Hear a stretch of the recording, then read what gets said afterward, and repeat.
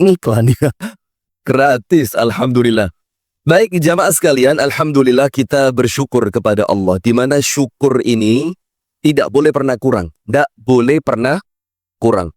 Syukurnya seorang manusia kepada Allah harus senantiasa full. Karena apapun kejadian yang menimpa hidup kita ini, seburuk apapun dalam tanda kutip, masih pasti ada sesuatu yang bisa disyukuri. Tetap ada sesuatu yang bisa disyukuri. Bahkan dengan syukur atas keadaan yang kurang ideal, itu menjadikan keadaan yang kurang ideal itu menjadi semakin baik. Nah maka dengan itu, Nabi Muhammad memiliki dua kalimat syukur. Kalimat yang pertama, Alhamdulillahilladzi bini'matihi tatimmus shalihat. Segala puji bagi Allah yang dengan karunia-Nya itu semua kebaikan menjadi sempurna. Ini ucapan kalau ketemu nikmat yang benar-benar kontennya itu nyenengke. Tapi kemudian ada dua kalimat yang kedua, ini juga syukur. Tapi ketika keadaannya kurang ideal. Nabi Muhammad mengatakan, Alhamdulillahi ala kulli hal. Tetap alhamdulillah apapun yang terjadi. Nah maka satu kalimat ini yang tidak pernah berubah dari hidupnya Nabi Muhammad. Jadi alhamdulillah itu tidak pernah lepas dari lisannya Nabi besar Muhammad sallallahu alaihi wasallam. Dan kita harus mengerti, Nabi Muhammad itu ada untuk dicontoh. Mudah-mudahan Allah menjadikan kita orang yang senantiasa mampu menjadikan Nabi Muhammad sebagai teladan kita. Amin ya rabbal alamin. Kemudian salawat beriring salam semoga tercurahkan kepada uswah kita, Nabi besar, Nabi agung, An-Nabi Muhammad sallallahu alaihi wasallam. Hadirin sekalian, pengajian ini saya bagi menjadi tiga. Nanti saya akan tektokan dengan Al-Akh Abu Shanum. Yang pertama, fungsi Allah menurunkan syariat. Dan salah satu fungsinya itu ya untuk memanusiakan manusia. Itu nanti kita akan sampaikan, ada 5 fungsi syariat itu oleh Allah diturunkan. Kemudian yang kedua, keadaan di mana manusia itu tidak lagi seperti manusia. Seperti yang disampaikan Al-Akh Abu Shanum tadi, bahkan nun sewu, karena sekarang undang-undangnya sudah disahkan. Jadi harus pakai nun sewu. Kalau enggak nanti kena delik. Menurut keyakinan saya. Nah itu menurut, tapi dibantah sudah sama ahli hukum kemarin. Itu tidak menjadikan seseorang bebas dari hukum katanya. Waduh. Rotok medeni Indonesia sekarang. Nah maka di poin yang kedua kita akan berbicara kapan manusia ini, saya dan panjenengan termasuk manusia yang lainnya, itu bisa keluar dari sifat manusiawinya dan kemudian mereka menghinakan diri mereka sendiri sampai mereka nun sewu seperti binatang, bahkan lebih rendah dari binatang. Kemudian pada poin yang terakhir, nanti yang ketiga, apa solusinya? Agar kemudian pengajian semacam ini, tausiah semacam ini, majelis ilmu semacam ini, itu merawat sisi manusiawi kita. Bahkan tidak hanya merawat sisi manusiawi, tapi menjadikan kita ini menjadi manusia yang lebih mulia dari malaikat. Insya Allah begitu ya. Baik, yang pertama, ya apa yang kita maksud apa ini? Kita mau ngaji apa sekarang? Lebih, bukan lagi manusia. Intinya di posisi mana Ustaz? Manusia itu kehilangan kemanusiaannya. Nah, atau manusia lebih daripada nilainya manusia, tetapi di dalam Al-Quran sendiri kan digambarkan ya, digambarkan seperti sekelompok lebah. Ini kan sesuatu yang baik, tapi diksinya tetap binatang gitu. Diksinya tetap binatang, tapi binatang yang memiliki konotasi positif. Baik. Jadi begini jamaah sekalian, yang pertama, ada namanya maqasid asy-syariah.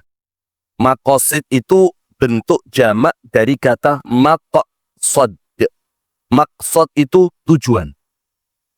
Berarti kalau maqasid itu tujuannya bukan cuma satu, tapi ada 5 maqasidus syariah. Kenapa agama Islam ini mengatur kita dengan syariat?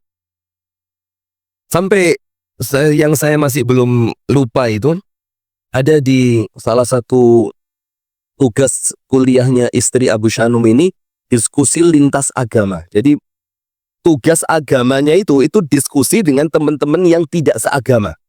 Nah, ini roto medeni ini. Tapi karena pembimbingnya saya yo mali api. Coba tidak gitu yang bumbuan nih bisa murtad. Naudzubillah. Nah, sudah. Maka salah satu yang ternyata menjadi pertanyaan saudara kita non-Islam, kok sekarang ngomong kafir malah wedi yo. Non-Islam apa kafir? Malah kemarin ada analogi yang bagus, Ustaz. Apa itu? Kafir artinya kan menutup atau mengingkari. Mengingkari kebenaran. Nah, justru malah bagus kafir. Karena non-Islam itu artinya tidak selamat. Iya, betul. Jadi kalau Islam itu kan keselamatan, berarti Iya. kalau non-Islam Tidak selamat. nggak selamat. Iya, mendingan kafir berarti. Oke, kita kembali pada non-Islam. Belum balik mana? Nah, sudah.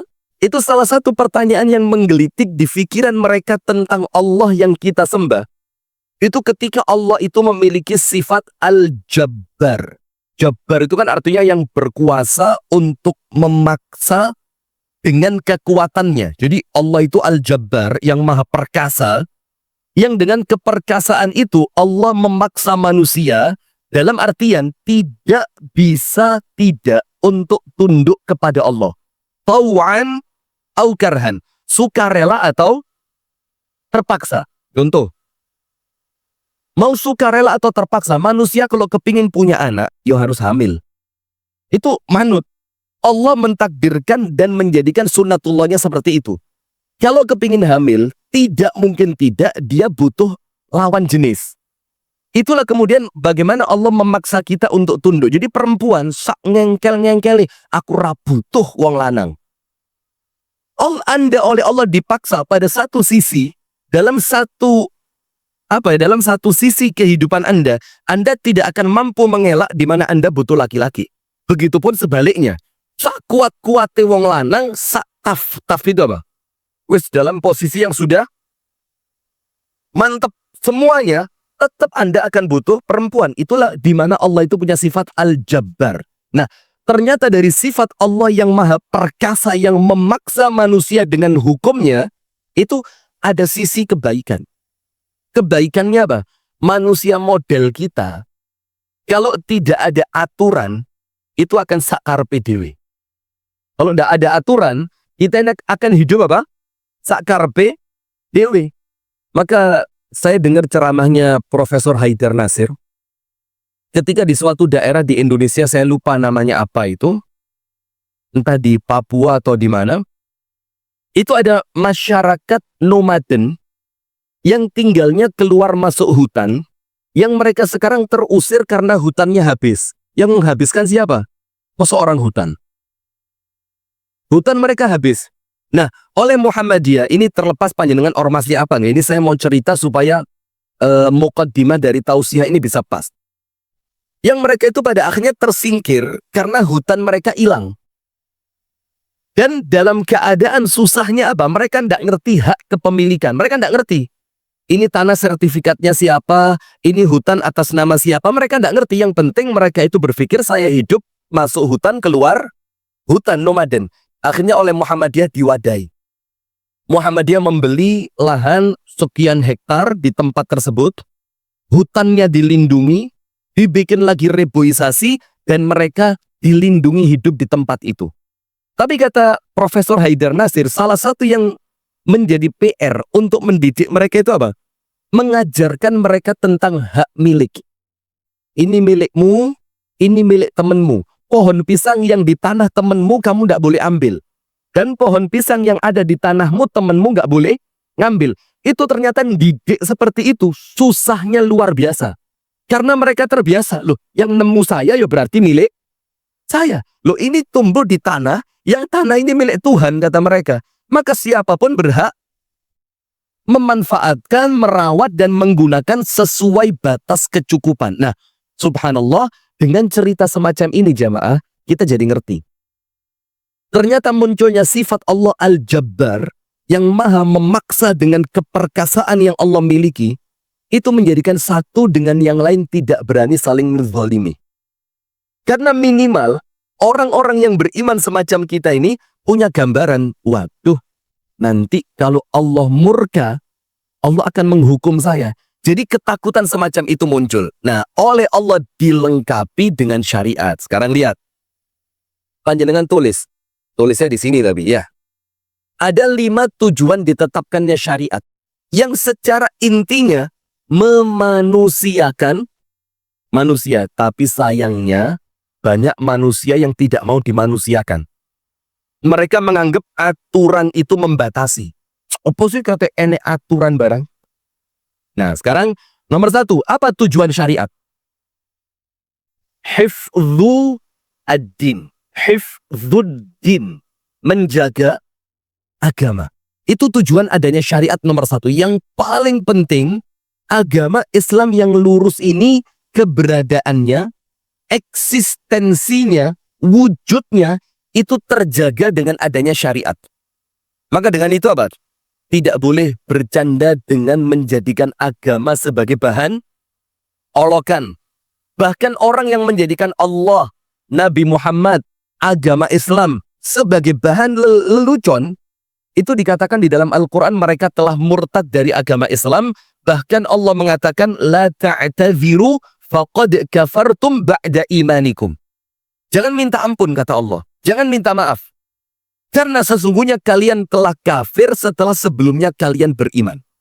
Bahkan di dalam hukum syariat, orang yang memperolok-olok agama itu diminta tobat, yusta'tab 3 kali. Kalau tidak mau, diapain?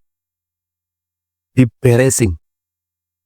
Dibereskan dalam artian Hilangkan bebannya Ustaz ya. dihilangkan bebannya. Karena hukum syariat itu kan beban taklif. Ya. Bukan kan beban manusia itu kan ada di pikiran. Oh iya. Di sini kan namanya. Jadi dihilangkan bebannya. Ya. Langsung gak ada beban ya. Ada. Mati soalnya. Nah, tujuannya apa? 1 orang dihilangkan, tapi menyelamatkan keselamatan pikiran orang yang lain, cek gak tertipu dengan cara pikir dia yang salah. Nah, maka syariat itu ada nomor 1, menjaga kelestarian agama. Kalau ini, insya Allah kita paham. Yang kedua, ternyata syariat itu ada halal, ada haram, ada batasan, ada kewajiban, bahkan wajibnya membayar zakat, wajibnya sholat 5 waktu. Syariat itu ada. Yang kedua, hifdzu an-nafs. Hifdzu an-nafs. Menjaga keberlangsungan kehidupan manusia.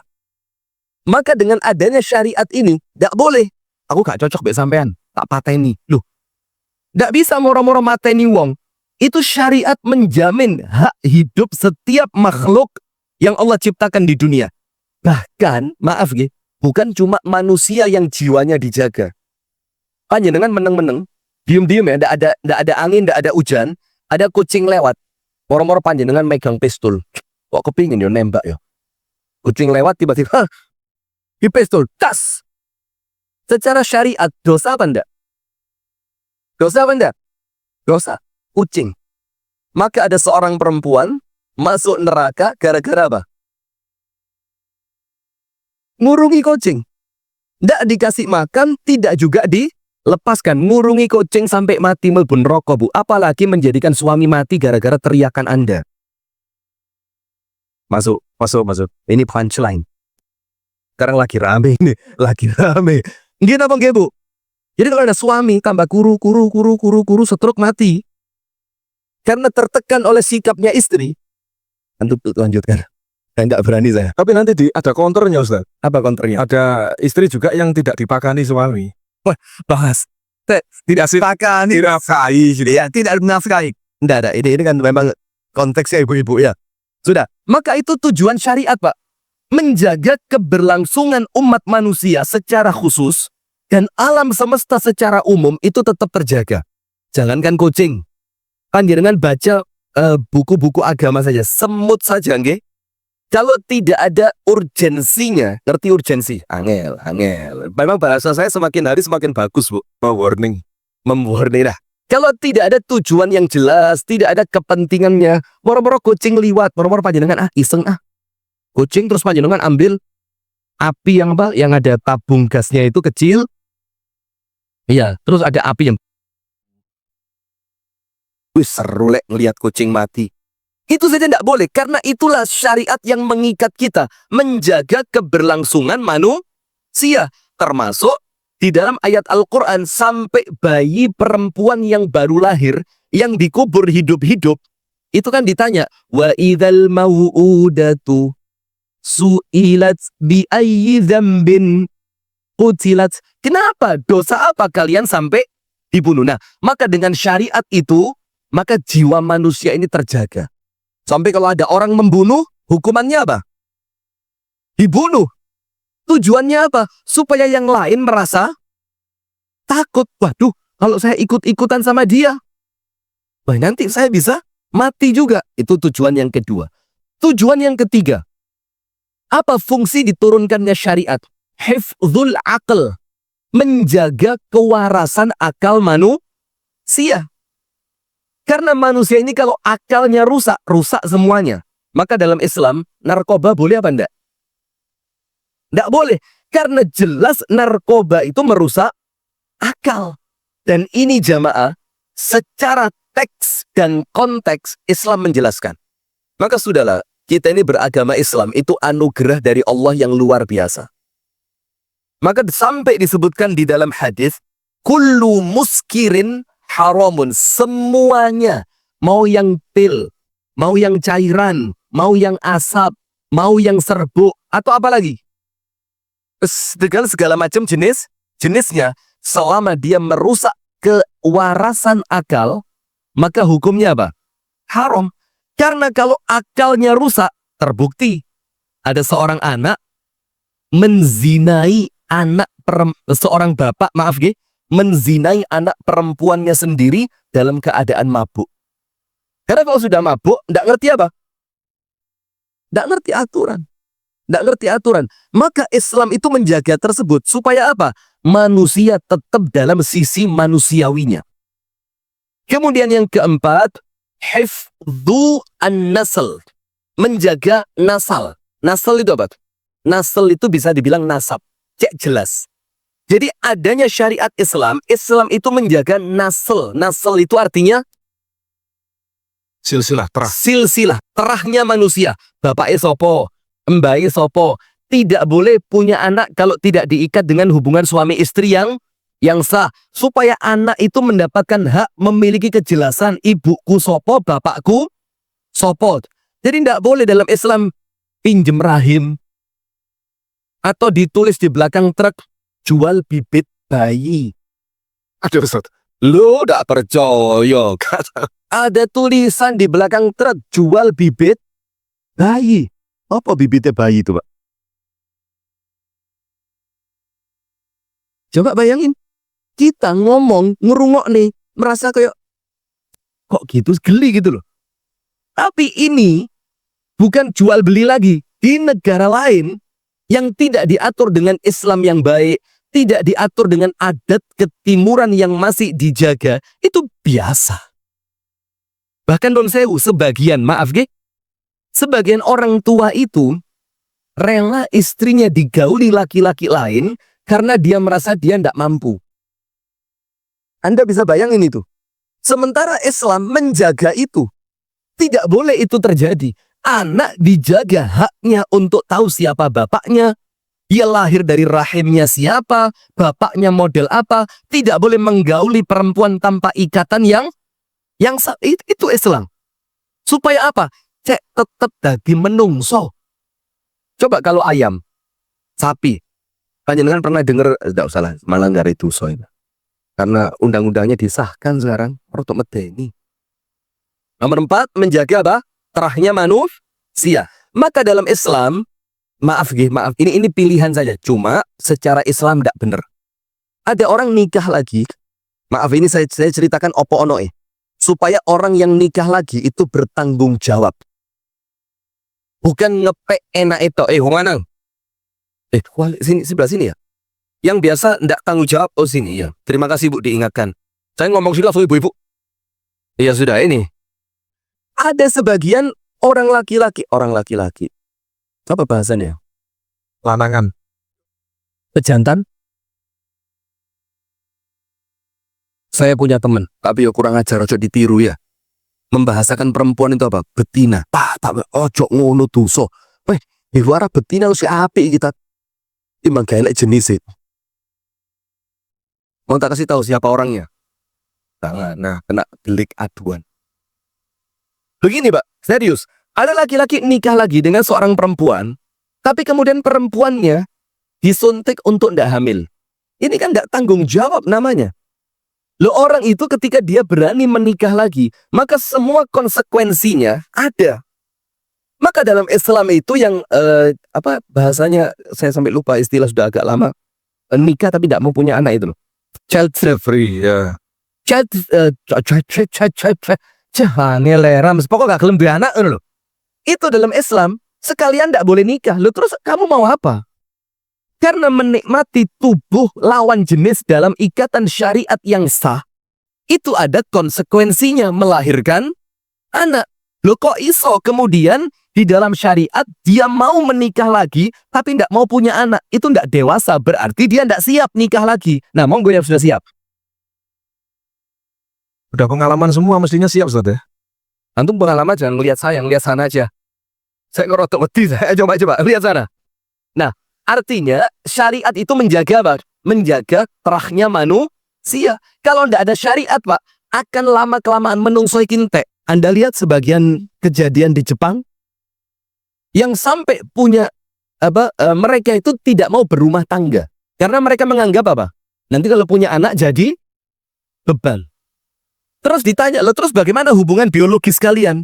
Bahkan maaf, non sewu, ya Allah, mohon maaf, semoga Allah melindungi kita semua, nggih, amin.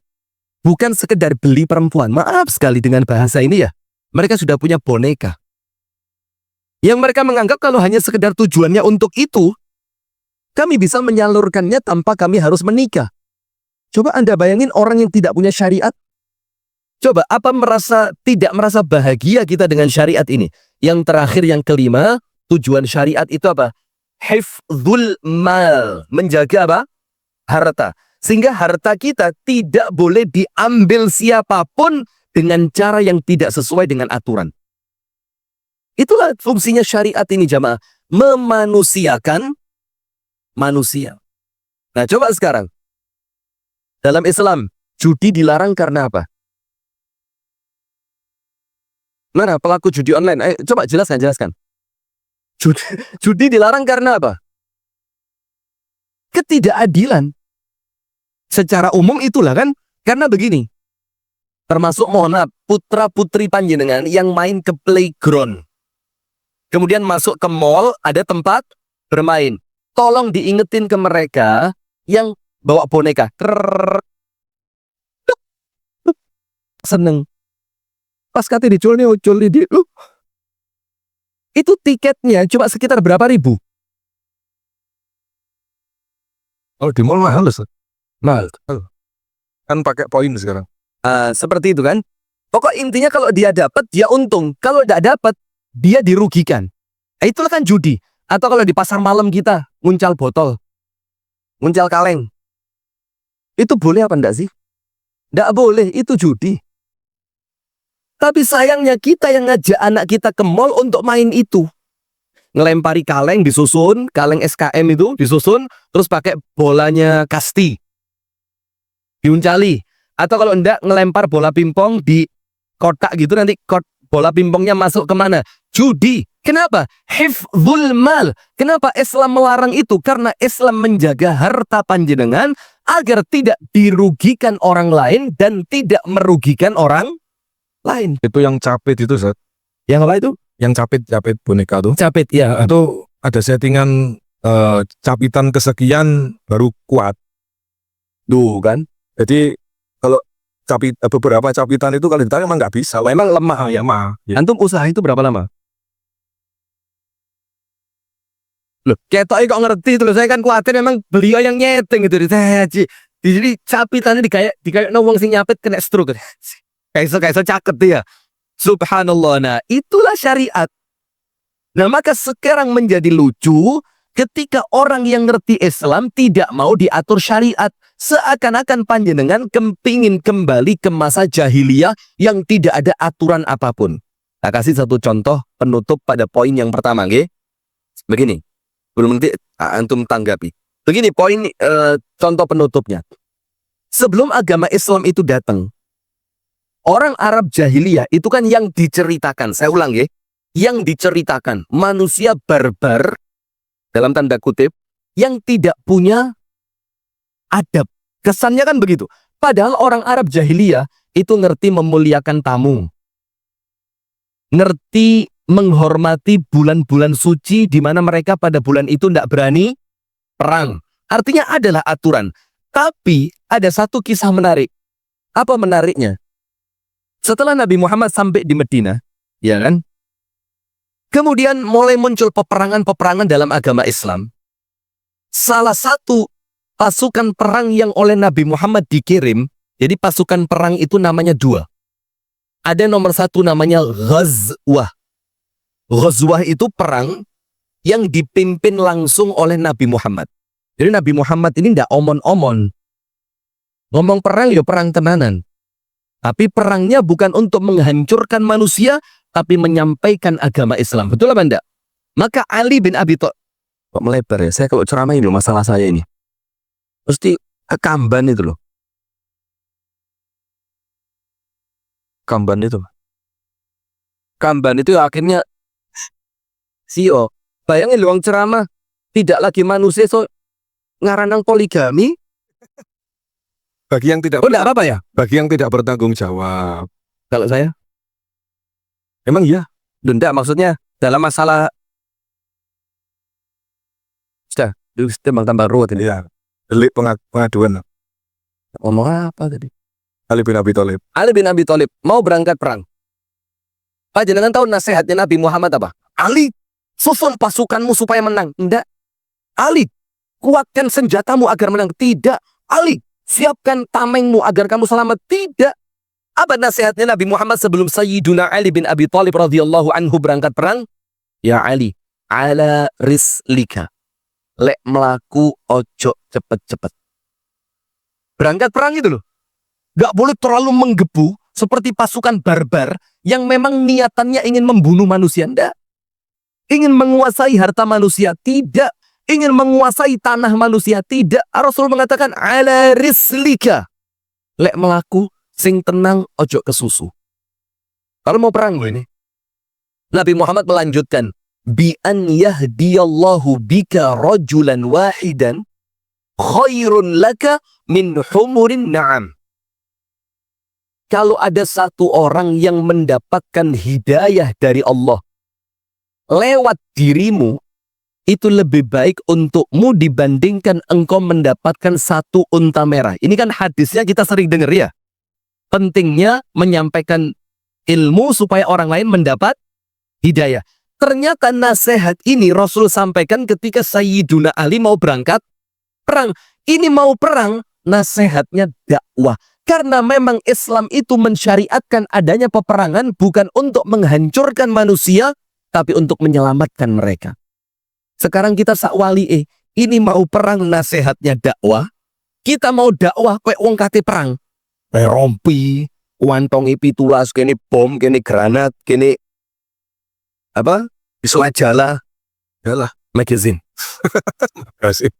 Majalah bahasa Inggrisnya apa? Dia magazine. Ya itu kan. Yang ngerti magazine. Isi Peluru apa majalah? wadahnya peluru magazine. Ya. Magazine. Bukan. Margazen. Ya. Sembarang lah gitu ya. Ya. Lah ini kan jadi lucu. Kita ini sekarang mau ceramah kayak wong kate perang. Dijaga. Sing dukung ke surban model. Lul. Sementara Sayyiduna Ali mau perang, Rasul ngasih nasihat seperti orang mau berangkat dakwah. Nah, maka dari situ pasukan perang berangkat. Nah, salah satu di antara pasukan perang tadi datang ke tempat perang, itu musuh sudah datang duluan, siap. Maka umat Islam ketika mau perang datang waktu sholat, maka langsung cukup dikomando sawu sufu fakunul tahar. Dalam keadaan yang awalnya hiruk pikuk, kerungu komat, Allahu Akbar, Allahu Akbar. Dengar komat, gak usah perang lah. Antum tahu lingkaran Ka'bah ketika orang tawaf. Itu kan. Ketika dengar azan komat apa? Langsung berhenti. Maka panglima perangnya musuh bilang apa? Allama Muhammadun al-kilaba adaban. Antum bisa bayangin, jadi orang sebelum Islam, warga Arab jahiliyah, oleh orang-orang Persia, oleh orang-orang Romawi dianggap apa? Anjing. Dianggap apa? Anjing. Sehingga ketika pasukan itu bisa rapi untuk menyusun saf solat, panglima perangnya orang kafir bilang apa? Muhammad mengajari anjing dengan adab. Allama Muhammadun al-kilaba adaban. Muhammad mengajarkan anjing-anjing itu diurui adab. Sampai kaget mereka. Ternyata dengan munculnya seorang nabi bernama Muhammad, itu anjing ngerti adab. Nah, itulah fungsi dari syariat. Menjaga agama, menjaga akal, menjaga jiwa, menjaga nasl, terahnya manusia, dan menjaga harta. Nah, maka kalau sekarang, Bu, ada manusia tidak mau diatur oleh syariat, itu terkesan mereka ingin kembali kepada kehidupan rimba. Hukum rimba. Sing menang,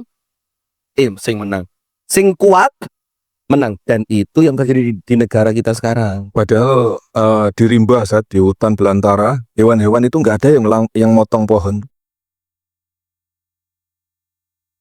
Saya tidak mau terpancing loh. Tidak mau. Sip, sudah. Baik jemaah, sekarang kita masuk poin yang kedua, oke? Jadi saya minta kepada panjenengan konsentrasi sejenak. Jadi ngaji guyon waktunya sudah habis.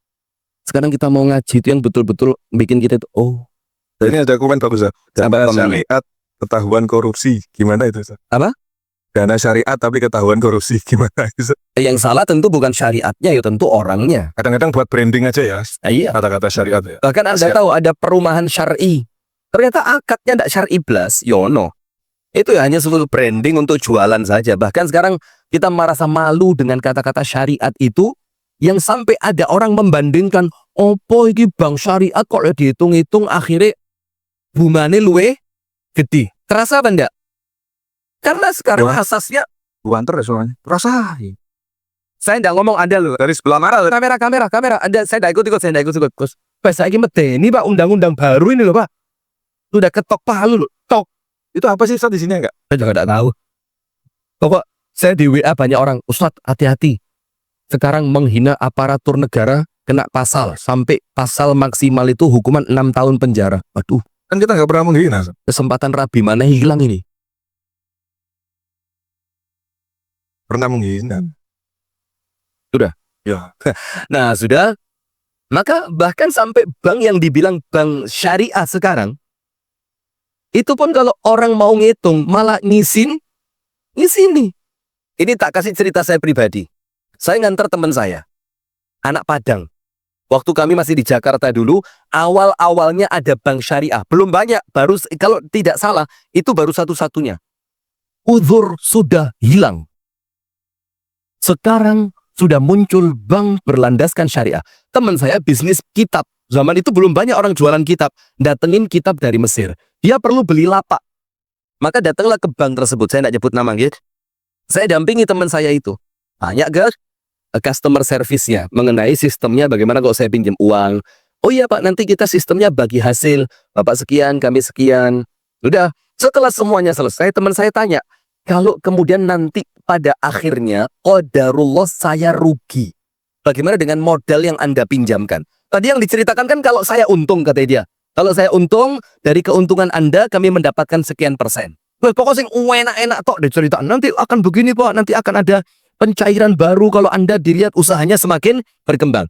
Di ending teman saya tanya, kalau rugi? Anda tahu jawabannya apa? Oh tidak akan, kami akan berikan pendampingan terus, kami akan berikan pengawasan, kami aku tetap. Teman saya gak goblok-goblok banget. Ini teman dari Padang ini. Rodo encer. Sudah Mbak, kalau rugi, bagaimana nasib uang yang Anda pinjamkan ke saya sebagai modal? Ya dikembalikan Pak. Teman saya bilang apa? Ya enggak syariah ini.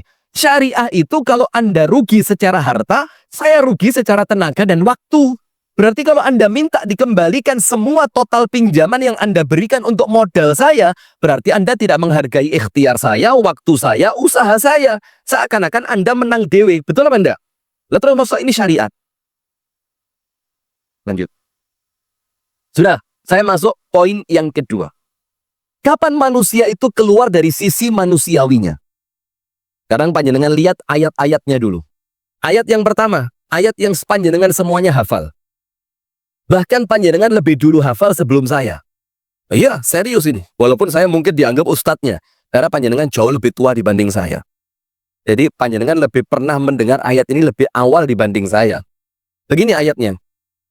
Laqad khalaqnal insana fi ahsani taqwim.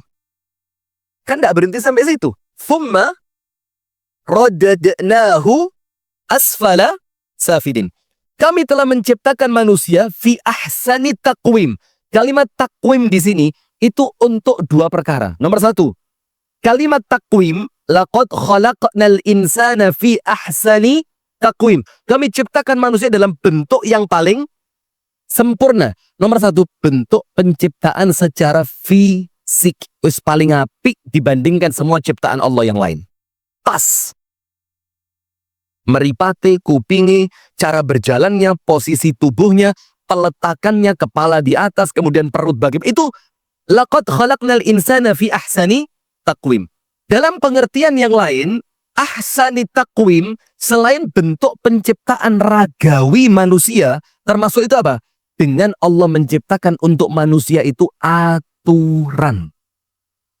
Tapi setelah semua kebaikan itu, Allah katakan apa? Tsumma radadnahu asfala safilin. Ternyata dengan penciptaan yang baik, dengan syariat yang sempurna, apa yang terjadi? Dia sendiri yang menjatuhkan dirinya asfala safilin, dalam posisi yang paling rendah. Dalam ayat yang lain dikatakan, walaqad karramna bani Adam. Sungguh kami, yaitu Allah, telah karramna, memuliakan siapa? Bani Adam. Dan panjenengan buka tafsirnya, memuliakan Bani Adam yang oleh Allah disebutkan di dalam Al-Quran. Bani Adam itu siapa? Yo kita, manusia. Mau yang mukmin ataupun yang kafir. Itu Bani Adam oleh Allah dimuliakan. Dimuliakan dengan apa? Kembali lagi dengan dua perkara. Nomor satu, dimuliakan dengan bentuk ragawi yang paling sempurna.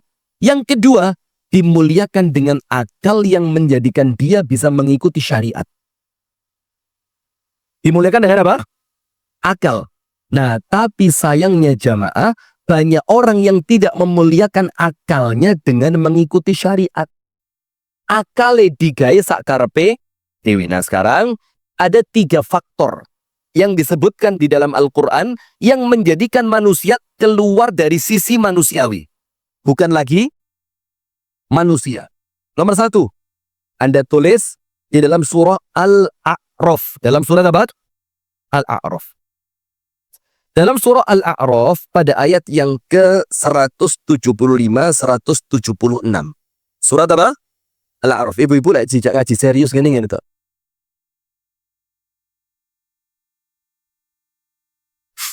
Satu kata yang bikin semangat. Apa itu? Poligami. Nah, gitu. Semangat gitu. Betul. Mulai semua kan tuh ya. Emosi bukan terkait semangat itu. Emosinya terpantik. Al-A'raf 175-17. Bu, surat apa, Bu? Apal? Oh, enggak kok bangga. Apal? Enggak. Loh, enggak itu nadanya yang malu, Bu. Apal? Enggak, itu pantas. Enggak. Loh. Anda kayak sing gak apa tapi bangga itu loh. Ya. Al-A'raf 175-176. Lihat ayatnya. Watlu alaihim naba'alladzi atainahu ayatina. Jadi nomor 1, Bu. Orang itu mulia dengan ayat-ayat Allah. Ayat itu adalah kata ganti dari syariat. Tak kasih contoh gampang, wis, Bu. Ini aja. Poligami tahu poligami? Sudah ada atau belum sebelum Islam? Sudah. Bedanya dengan Islam apa? Cakep. Ketawa penjahat. Ketawa penjahat. Antum lihat tak film-film kolosal zaman dulu? Kalau penjahat ketawa. Bukan begitu, itu ketawa biasa. Sudah? Sebelum Islam sudah ada. Sudah ada. Jangan ngomong Arab. Jangan ngomong Arab saja. Bahkan di negara non-Arab, Itu sudah ada. Laki-laki, para raja, istrinya berapa? Berapa? Ayo, yang jujur. Lebih. Ratusan. Berapa lapis? Ratus. Lebih. Jadi kayak iklan biskuit kita. Nah, setelah Islam itu datang, yang awalnya tidak ada aturan diatur. Islam datang di dalam syariat poligami dengan dua hal. Nomor satu, pembatasan jumlah. Yang awalnya tidak terbatas, Islam datang maksimal berapa? 4. Walaupun saya ngomong ini tentu untuk keadaan yang awalnya tidak terbatas. Tapi kalau untuk panjenengan yang awalnya memang satu, ya wis siji ae, Pak. Nikmati saja satu itu. Gimana Bang Ge? Saya tanya sini nggak pernah ada yang nyaut. Nomor satu, Islam datang dengan pembatasan. Kenapa agama Islam membatasi? Karena agama Islam turunnya dari Allah yang Maha Adil. Allah tahu penciptaan manusia, kemampuan manusia, karakter manusia. Maka di dalam pandangan syariat yang Allah turunkan, kemampuan laki-laki untuk adil itu maksimal berapa? 4. Itu Islam datang yang pertama dengan pembatasan. Datang yang kedua dengan apa? Asas keadilan. Kalau ada laki-laki beristrikan lebih dari satu orang perempuan, ndak oleh sak karepe dewe. Yang ngomong syariat atau manusia? Syariat. Kalau tidak ada syariat, Bu, kalau ndak ada syariat, mereka sak karepe, Bu. Itulah soleh, Pak. Sing sampean senengi mek siji, sing 16 sampean tinggal gak duso. Kalau ndak ada syariat. Yang menjadikan mereka ini takut karena syariat tadi. Nah, maka yang kedua Islam itu datang dengan apa? Asas keadilan. Sebelum Islam datang, bojone 16. Yang didatangi cuma 2. Yang 14 diterlantarkan. Tidak merasa bersalah mereka. Bahkan mereka merasa hebat. Aku loh lanang tenan. Loro susilek kakean. Iya. Tapi setelah Islam datang, perempuan punya hak untuk menuntut. Dan Anda diberi hak untuk menuntut. Payung hukumnya apa? Syariat. Karena Allah mengatakan, fa in khiftum alla ta'dilu fawahidatan. Kalau takut tidak bisa adil, karuan piro? Nah, maka sekarang lihat. Kita kembali Al-A'raf berapa? 175, 176. Yang menjadikan manusia itu menjadi manusia, itu ayat Al-Quran. Maka panjenengan cek. Watslu alaihim naba'alladhi atainahu ayatina. Bacakan kepada mereka, wahai Muhammad, kaum yang kami bacakan untuk mereka ayat kami. Jadi mereka, Allah beri ayat. Ayat itu arti dari kata syariat. Nah, nanti saya ngomong syariat ini dikira, wah HTI nyusup lagi. Enggak ya. Jadi kalimat syariat itu bukan hanya untuk teman-teman kita dari HTI. Syariat itu memang ajaran Islam kan begitu. Sudah. Tapi apa yang terjadi? Fansalakha minha. Ternyata mereka pergi dari ayat itu. Maksudnya pergi apa? Mereka gak gelem nurut. Gaya aturan dewe. Apa yang terjadi? Fa'atba'ahu syaitan fakana minal ghawin. Akhirnya mereka diombang-ambingkan oleh siapa? Setan. Bu, kalau panjenengan tidak mau diatur syariat, Pak, kalau panjenengan tidak mau diatur syariat, pada hakikatnya panjenengan sedang ngikutin siapa? Setan. Tapi dalam keadaan tidak sadar, karena kita merasa apa? Ini kebebasan berpikir dan memilih. Nun sewu nggih. Perempuan yang tidak mau pakai jilbab, ngakune muslimah. Seakan-akan dia itu kan merasakan kebebasan berekspresi. Gak eruwe, mereka sedang dipermainkan oleh siapa? Setan. Nah, setelah mulia karena ayat, kemudian mereka meninggalkan ayat-ayat itu, ayat 176. Walau syi'na la rafa'nahu biha. Kalau kami mau, kata Allah, kalau kami menghendaki, mereka akan mulia dengan syariat itu. Ayo jamaah. Kalau Allah menghendaki, syariat itu mereka ikuti. Ketika mereka mengikuti syariat itu, maka mereka akan menjadi orang-orang yang mulia. Nanti kalau saya jabarkan panjang, ya dawa mana ini. Tapi saya langsung aja, karena waktunya sudah jam 7 kurang seperempat. Sisa seperempat jam waktu saya. Jam berapa sekarang? 7 kurang seperempat. Sudahlah, 7 kurang seperempat. Manu tau sampai Ustadz, walat Pak Alek. Mana? Meja pingpongnya mana? Sudah siap? Jangan khawatir, sudah. Kalau mereka mau, mereka akan mulia dengan syariat itu. Tapi apa yang terjadi? Walakinnahu akhlada ilal ardi wattaba'a hawa. Tapi mereka itu kepingin delosor, itu bahasanya. ingin menjauhi syariat ngelosor, kemudian mereka ingin mengikuti hawa nafsu. Famathaluhu kamathalil kalb.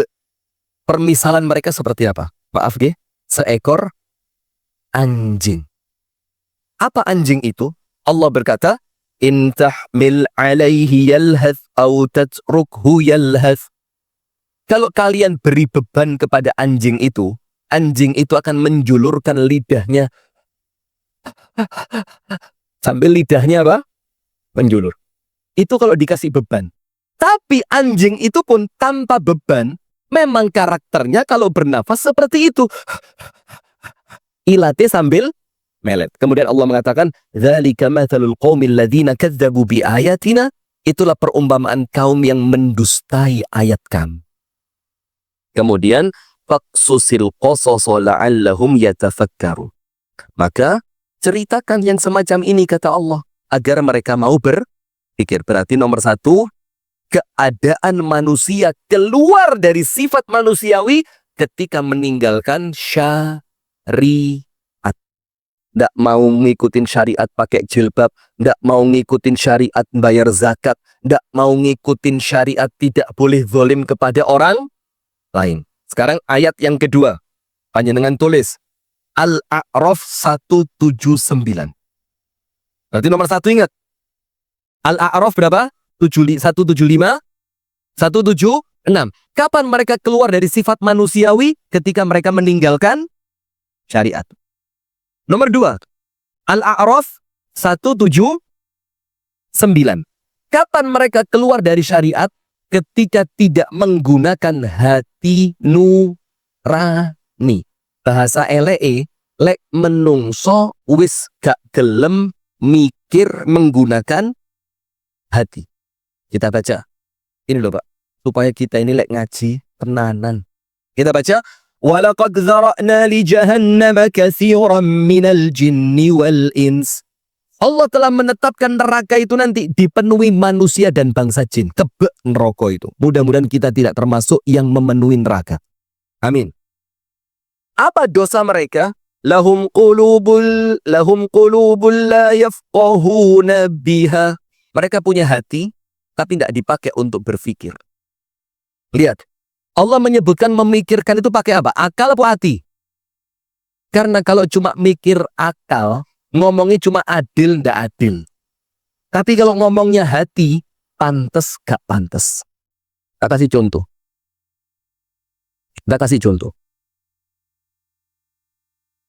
Aja dengan sholat. Laki-laki. Gaya sarung, nutupi udel, sampai batas dengkul. Pakai sarung tok, udel, nutup, dengkul. Secara fikih, kalau ngomong menutup aurat atau tidak? Nutup. Tapi kalau ngomong asas kepantasan, pantas apa enggak? Gitu loh, fikih itu akal, kepantasan itu hati. Panjenengan melaku-melaku, ya, dalam keadaan gaya mas-masan sak sikut.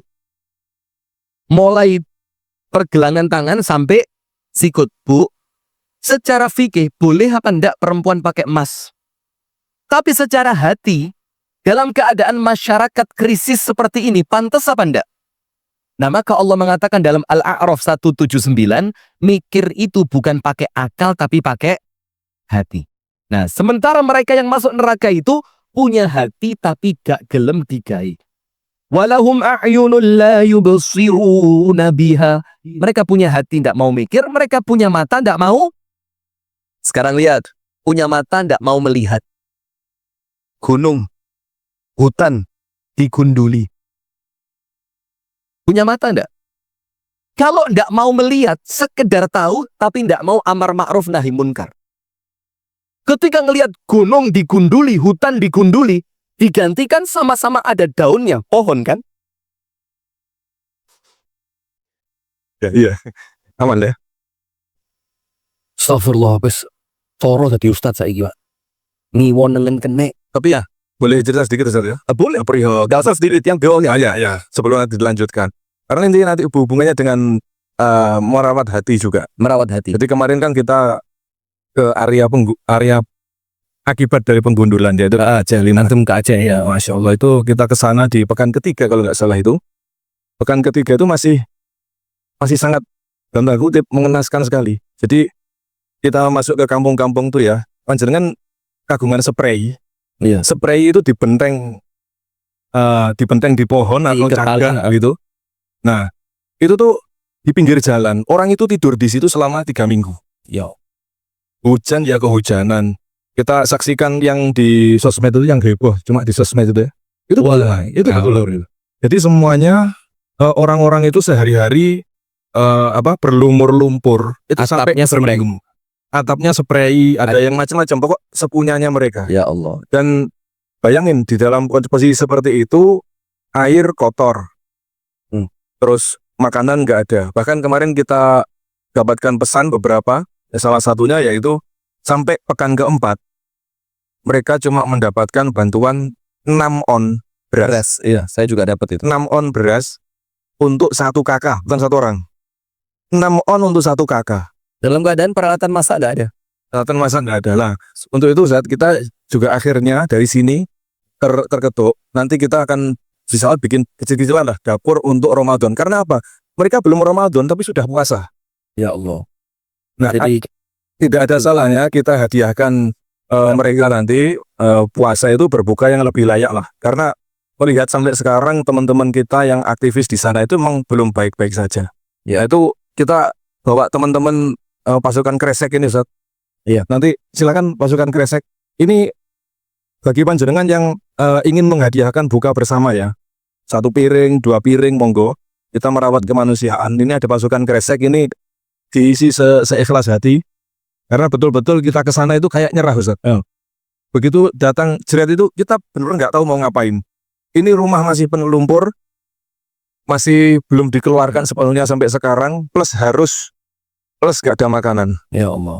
Jadi rencananya kami mau bikin dapur umum selama Ramadan di daerah bencana. Nggih. Kita akan bagikan per hari 1000 buka puasa gratis. Kita upayakan bisa 1000. Nah, insya Allah setiap harinya kita ikhtiarkan sampai mencapai jumlah 1000 full selama bulan Ramadan. Kalau nanti memungkinkan bahkan kita kirim dari sini juru masaknya, kita bikin buka dan sahur. Satu penuh insya Allah. Terus nanti insya Allah tanggal 25 atau 26 Ustadz Rifki akan langsung berangkat untuk ngecek dapurnya. Silakan Siapa dapur umum?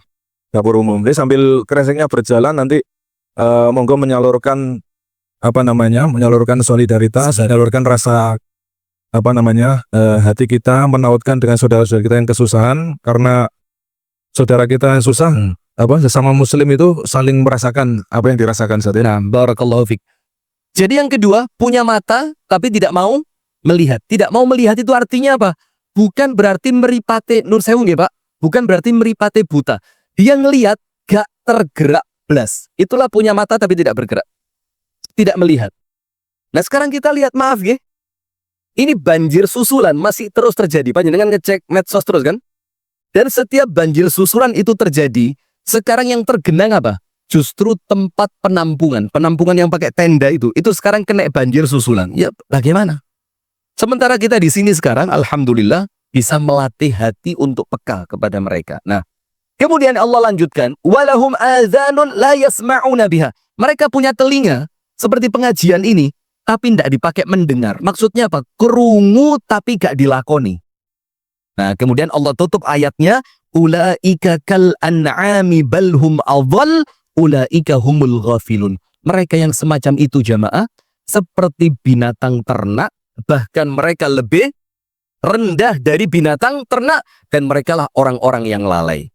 Nah, terakhir yang ketiga, apa yang menjadikan manusia keluar dari sifat manusiawinya? Rakus. Nomor 1, Al-An'am 176. 17 Al-A'raf 175 176. Kemudian Al-A'raf 179. Kemudian yang ketiga, rakus. Rakus itu keluar dari sifat manusiawi. Rasulullah mengatakan, yakfil ibni Adam luqaimatun yuqimna sulbah. Untuk manusia model panjenengan dan kulo ini, kata Rasulullah apa? Cukup luqaimat. Luqaimah itu tasghir. Tasghir dalam bahasa Arab itu mengecilkan. Aslinya satu suap sak puluhan itu bahasa Arabnya apa? Luqmah. Itu sak puluhan. Tapi kalau puluhannya cilik itu dalam bahasa Arab namanya ditasghir. Tasghir itu luqaimah. Gede ini luqmah, kecilnya apa? Luqaimah. Kalau beberapa suapan kecil maka luqaimat. Dan itulah bahasa Nabi, teksnya di dalam hadis. Cukup untuk panjenengan dan saya, luqaimat, beberapa suapan kecil. Tujuannya apa? Yukimna sulba. Sing penting dengan luqaimat tadi, tulang punggung kula lan panjenengan bisa berdiri. Tapi sayangnya apa? Yang dipenuhi bukan lagi perut, tapi nafsu. Panjenengan tahu pejabat kita yang punya ribuan hektar? Itu kalau kita mikir, Pak, ribuan hektar. Itu mengelolanya ya apa? Ya apa mengelolanya? Sementara dalam Islam ini, kalau panjenengan tahu hukum syariat, fikih di dalam pertanahan, itu kalau orang punya tanah, tidak tergarap selama sekian tahun, maka dikelola oleh negara. Bukan diambil loh ya, enggak. Dikelola oleh negara, nanti hasilnya dibagi dua. Negara akan mencari siapa orang miskin yang bisa mengelola, dikasih modal oleh negara, panjenengan yang punya tanahnya, hasilnya dibagi. Tak kasih contoh. Ini saya dengar dari Ustadz Jalal Malan. Wis terakhir penutup. Mumpung nggak panas ya. Ini kita anggap kalau mataharinya seperti ini seikat jam 5:30 ini. Pak, investasi terbaik kalau panjenengan punya harta disimpan dalam bentuk apa? Bu, nggak usah nyeluk-nyeluk saya, mas, apa nyeluk-nyeluk saya itu loh? Dalam bentuk emas. Yang kedua dalam bentuk tanah, kan begitu? Sehingga apa? Emas dan tanah itu nilainya tidak akan turun. Karena apa? Nilai dia berada pada barangnya. Yo, emas itulah yang bernilai. Tapi dalam Islam bukan itu cara nyimpen harta. Karena kalau panjenengan nyimpen harta lewat emas, panjenengan egois. Karena uang itu berhenti pada emas yang Anda miliki. Sementara dalam Islam, cara menyimpan harta itu dengan diputer. Karena kalau diputer, yang dapat untung 3 orang. Kalau disimpan, yang untung cuma panjenengan tok. Sementara Islam tidak mengajarkan kita egois. Nggih napa nggih? Sekarang kalau diputer, yang untung siapa? Nomor 1, panjenengan insya Allah untung dengan hasil perputarannya. Nomor 2, pengelolanya yang ikut membantu muter. Kalau bahasa kasarnya, karyawannya, pegawainya, orang yang kerja sama panjenengan dapat bayaran. Yang ketiga, orang lain yang mendapatkan manfaat dari perputaran uang Anda menghasilkan barang produksi. Orang lain dapat hasil, maka selain uangnya utuh bahkan bertambah, kemanfaatannya berlanjut. Sementara nyimpen uang dalam bentuk emas, itu kapitalis. Ngerti kapitalis? Uang Islam gak oleh seperti itu. Nah, maka dengan itu jamaah, rakus itu menjadikan manusia keluar dari sifat manusiawi. Terakhir, apa solusinya Ustadz? Solusinya 3. Nomor 1, tobat. Nomor 2, belajar syariat dengan benar. Nomor 3, syariat gak cuma digawe omon-omon, tapi diaplikasikan. Nah, itulah jamaah sekalian dirahmati oleh Allah. Keluar bukan lagi manusia. Semoga Allah Ta'ala menyelamatkan kita dari sifat hewani. Dan Allah Ta'ala menjadikan kita senantiasa taat kepada Allah di dalam aturan syariatnya. Dan menjadikan kita mulia dunia sampai akhirat. Amin ya Rabbal Alamin. Barakallahu fikum. Kami tutup dengan doa kafaratul majlis. Atau kami kembalikan kepada Al-Akh Abu Shanum sebagai pembagi acara di pagi hari ini.